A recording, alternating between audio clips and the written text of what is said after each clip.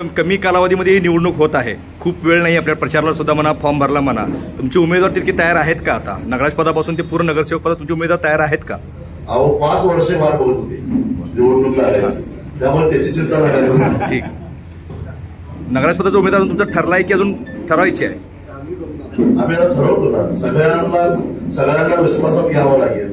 त्यात मी ठरवणार नाही, दादा ठरवणार नाही किंवा बड्डे साहेब ठरवणार नाहीत. आम्ही सगळेजण बसून सगळ्यांना मान्य होईल अशा नगराध्यक्ष पदाचे उमेदवार तिन्ही शहरात आम्ही काढणार आहोत. साहेब, ही निवडणूक कुठल्या मुद्द्यावर आपण लढवत आहे याबद्दल जरा खुलासा.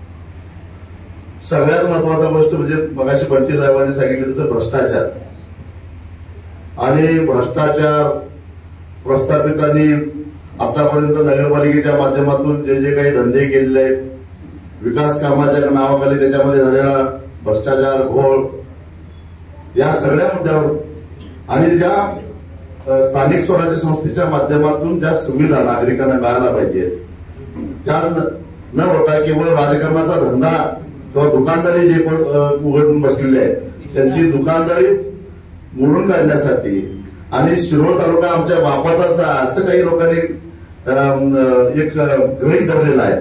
त्यांना कळेल शिरोळ तालुका कोणाचा आहे ते. बेरोजगारी आहे, निष्ठा तर सगळ्यात महत्वाची आहे. साहेब, या निवडणुकीमध्ये आता व्हीव्हीपॅटची मागणी केलेली आहे, ती परत काय म्हणजे कंटिन्यू राहणार? आता ईव्हीएम वर निवडणूक पुन्हा कसं महाविकास आघाडीचं आमचं जे शिष्टमंडळ गेलं होतं त्याच्यावर चर्चा झाली. नागपूर हायकोर्टमध्ये प्रफुल्ल गुडदे म्हणून आमचे एक उमेदवार आहेत काँग्रेसचे, त्यांनी एक याचिका दाखल केल्या.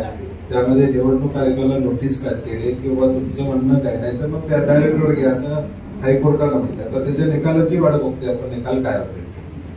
माधवराव गाडगे यांच्यावर काय चर्चा झाली काय? आमची काय चर्चा नाही. सध्या जयसिंगपूरमध्ये एक विषय असतोय प्रॉपर्टी कार्डचा, त्याबद्दल तुम्ही काय माहिती सांगू शकता का? म्हणजे काय जनतेमध्ये एक वेगळा प्रश्न निर्माण झाला की तुम्हाला प्रॉपर्टी कार्ड मिळणार नाही मिळणार. प्रॉपर्टी कार्ड नावावर करून देतो असं सांगून 3 निवडणुका जिंकल्या.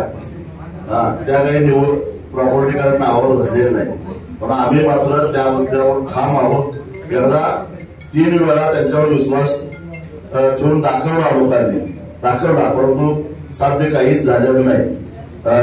राजीव गांधी नगर असेल किंवा श्रवणनगर किंवा त्या परिसरातल्या सगळ्या झोपडपट्टीतल्या नागरिकांना माझी विनंती आहे, एकदा आमच्यावर विश्वास, अशा की कुठे गोष्टी आम्ही करतोय का नाही. तुम्ही ज्यावेळी दाखवून दिली नाही, तुम्ही ज्यावेळी सत्तेत इच्छिता विश्वास आमच्यावर आता झोपडपट्टीतल्या लोकांनी ठेवून बघावा, एवढंच आमचं म्हणणं आहे. आपल्या हातामध्ये सत्ता आल्यानंतर समजा आपल्याकडे प्रॉपर्टी कार्डचा विषय जर आला नागरिकांच्याकडून, तुमचा पाठपुरावा कसा असेल त्या पद्धतीने? 100% करणार. ज्या एरवी इतर प्रश्नाची जशी पाठपुरावा करतो त्याच्यापेक्षा वेगानं करणार. कारण पहिल्यांदा जर आमच्यावर झोपडपट्टीतले लोक विश्वास ठेवत असतील तर त्यांच्या विश्वासाला अजिबात तडा जाऊन देणार नाही. आता युतीमध्ये बिघाडी झाले, मग भाजप जर तुमच्यासोबत येतो म्हटले किंवा भाजपमधले काही जर इथं पक्षीय पातळीवर आमच्या वैचारिक दिशा ठरलेल्या तुम्हाला सांगितलं, त्यामुळे पक्षीय पातळीवर कुणी येत असेल तर आमचं दिशा ठरलेली आहे.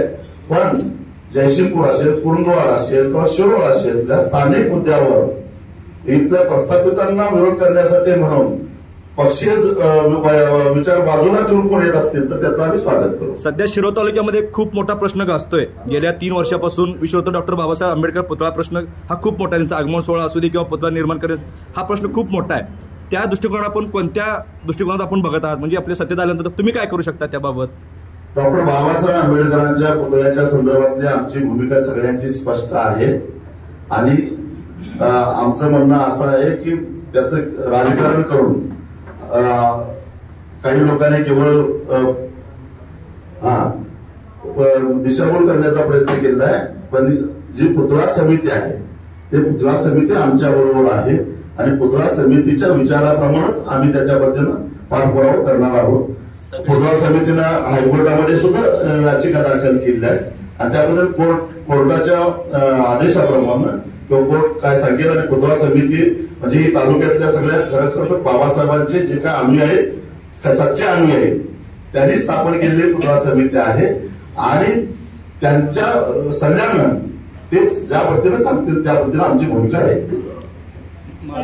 साहेब, या निवडणुकीत नवीन टॅगलाईन काय काढली का? बदल ही टॅगलाईन आहे. आता बदल केला पाहिजे, राजू शेट्टी म्हणले तसं प्रॉपर्टी कार्डचा विषय हा आम्हाला सत्ता देऊन दाखवा, 1 वर्षात प्रॉपर्टी कार्डचा विषय मार्गी लागेल आणि 100% मार्ग. म्हणजे यंदा ठरलं प्रॉपर्टी कार्ड तुमचं. टॅगलाईन काढले का टॅगलाईन आता ठरलं, आता पुढे जाऊन होत आता निवडणुकीचं वारा आल्याशिवाय होणार नाही. मला राजू शेट्टींना एक प्रश्न आहे की माधुरी हत्तीच्या प्रश्नामध्ये तुम्ही कोर्टाचा निर्णय बदलायला लावला होता. असे काही जयशंकरातले निर्णय आहेत त्याला तुम्ही कोर्टाचा निर्णय बदलायला मग लावला. मी तेच बोललो, अशी एकदा आमच्यावर विश्वास ठेवून दाखवू बघा. जर सुप्रीम कोर्टाला आपला निर्णय बदलायला लावतोय आम्ही, तर या बारीक सारीक गोष्टी सहज शक्य आहेत. एकदा तरी विश्वास ठेवून बघायला पाहिजे शहरातल्या लोकांनी. शेतकऱ्यांनी ठेवला आणि शेतकऱ्यांना त्याची फळं मिळाली. शहरातल्या लोकांनी एकदा विश्वास ठेवून बघावा.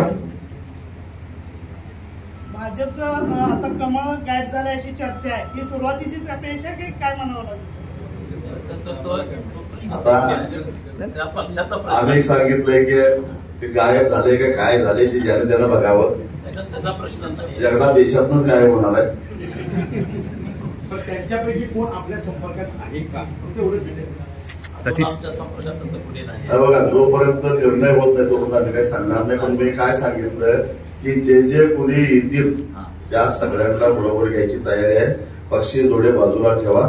जयसिंगपूर, कुरुंदवाड आणि सुरोलच्या विकासाचा रोडमॅप डोळ्यासमोर ठेवून जे कोणी येतील, ती जी काय प्रस्थापितांची मक्तेदारी आहे ती मोडून काढण्यासाठी ज्यांना आमच्या हातात हात द्यायचा आहे त्यांचा हात आम्ही घ्यायला तयार आहोत. भाजपच्या विचाराचे आले तर पण इथं मुद्दा स्थानिक स्वराज्य संस्थेचा आहे. नाही पण आम्ही भाजपच्या मगाशी सांगितलं आमच्या तिघांच्याही विचाराच्या दिशा ठरलेल्या आहेत. मान कापली तरी विचाराची दिशा बदलणार नाही. शिरोळ तालुक्यात महायुती मोडलेली आहे असा एक मेसेज आलेला आहे. शिरोळ तालुक्यात महायुती मोडलेली आहे आणि त्यांना विचारायला पाहिजे आता, कारण की आम्हाला माहित नाही त्यांच्यात काय भेटले. त्यांची वांदी त्यांना माहित आहे. ते सगळीकडेच वातावरण परिस्थिती तशीच आहे. आता भाजपचे गृहमंत्र्यांनी सांगितले कोंबड्यांची गरज नाही, हे आता भाजपनं सांगितलेलं आहे. त्यामुळे आता हे सगळं चालू झालेलंच आहे, सगळीकडेच चालू झालेलं आहे. त्यांच्या पायात बळ निर्माण करायचं. चला, धन्यवाद.